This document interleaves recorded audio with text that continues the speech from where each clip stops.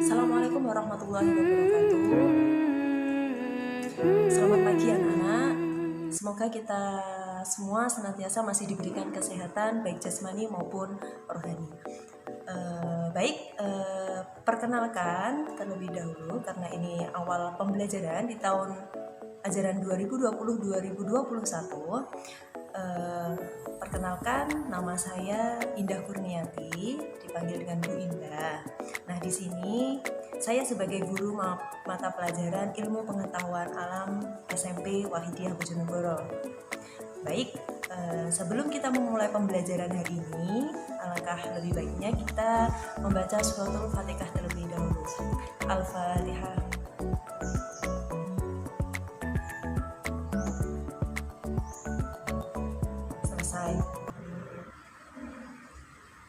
Baik, hari ini kita akan belajar materi tentang objek IPA dan pengamatannya. Objek IPA. Objek IPA merupakan segala sesuatu, baik makhluk hidup maupun tak hidup, yang ada di alam dengan segala interaksinya. Contoh, makhluk hidup yang paling kecil, di sini ada virus. Makhluk hidup yang besar, contohnya ada hewan, ada tumbuhan, dan benda yang paling besar di alam ini contohnya ada benda-benda di luar angkasa. Penyelidikan ilmiah. Seseorang pasti pernah yang namanya kehilangan suatu benda. Nah, seseorang tersebut pasti akan meminta tolong orang lain untuk mencari benda tersebut. Nah, kemudian orang lain itu pasti akan bertanya bagaimana ciri-ciri benda tersebut, dan kamu pun memberikan dan menyebutkan ciri-ciri benda tersebut. Nah, itu berarti kamu telah melakukan yang namanya penyelidikan ilmiah. Penyelidikan ilmiah ada 3 tahap. Yang pertama yaitu pengamatan. Proses pengamatan ini kita akan mengamati dan menghasilkan data-data informasi dengan menggunakan alat ukur. Contoh, ketika kita ingin mengamati pertumbuhan suatu tanaman, bisa menggunakan penggaris atau mistar. Nah, dari hari ke hari pasti tanaman ini menghasilkan perubahan ukuran tinggi yang berbeda-beda. Nah, tahap yang kedua yaitu ada membuat inferensi. Membuat inferensi yaitu membuat penjelasan tentang data-data yang telah kita dapat selama melakukan pengamatan.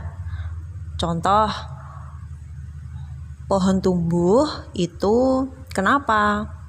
Kenapa pohon itu bisa tumbuh? Apa saja yang mempengaruhi itu semua?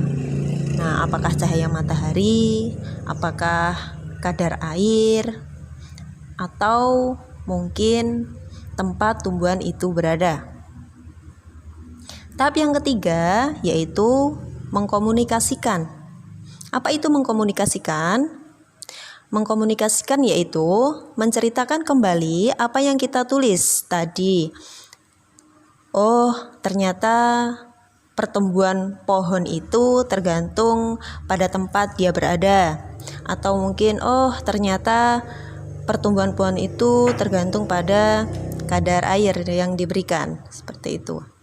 Nah, hasil penyelidikan ilmiah tadi bisa disajikan dalam bentuk tabel, grafik, gambar, bagan, dan lain-lain. Manfaat dari penyelidikan ilmiah yaitu yang pertama dapat memahami hal di sekitar kalian. Yang kedua dapat menyelesaikan masalah di sekitar kalian. Kemudian yang ketiga, pikiran kalian menjadi logis dan sistematis. Jadi pikiran kalian itu teratur. Kemudian yang terakhir, kualitas hidup akan meningkat.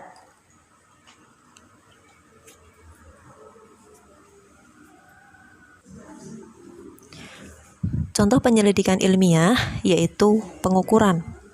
Pengukuran merupakan kegiatan membandingkan suatu besaran dengan besaran yang lain di mana besaran tersebut sudah ditentukan satuannya.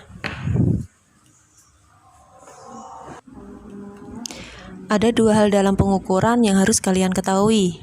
Yang pertama, besaran. Yang kedua, satuan. Besaran dibedakan menjadi dua, ada besaran pokok dan besaran turunan. Sedangkan satuan juga ada dua jenisnya. Yang pertama ada satuan baku dan satuan tidak baku. Besaran dan satuan. Besaran adalah segala sesuatu yang dapat diukur dan dapat dinyatakan dalam bentuk angka. Contoh, panjang, massa, waktu, kecepatan, dan lain-lain. Sedangkan satuan adalah sesuatu yang digunakan sebagai pembanding dalam pengukuran. Contoh, meter, kilogram, detik, kilometer per jam, dan lain-lain. Sekarang kita akan belajar tentang besaran pokok. Besaran pokok ada 7, diantaranya panjang, massa, waktu, suhu, kuat arus, jumlah molekul, dan intensitas cahaya. Masing-masing besaran memiliki satuan dan alat ukur masing-masing. Di sini ada besaran pokok panjang, satuannya yaitu meter. Panjang di sini bisa diukur menggunakan alat ukur yaitu mistar, jangka sorong, dan mikrometer sekrup. Besaran pokok yang kedua, massa. Satuannya kilogram. Alat ukurnya neraca. Waktu, satuannya sekon, alat ukurnya stopwatch. Suhu, satuan Kelvin, alat ukur termometer. Kuat arus, satuan ampere, alat ukur ampermeter. Jumlah molekul, satuannya mol. Intensitas cahaya, satuan kandela, alat ukurnya light meter.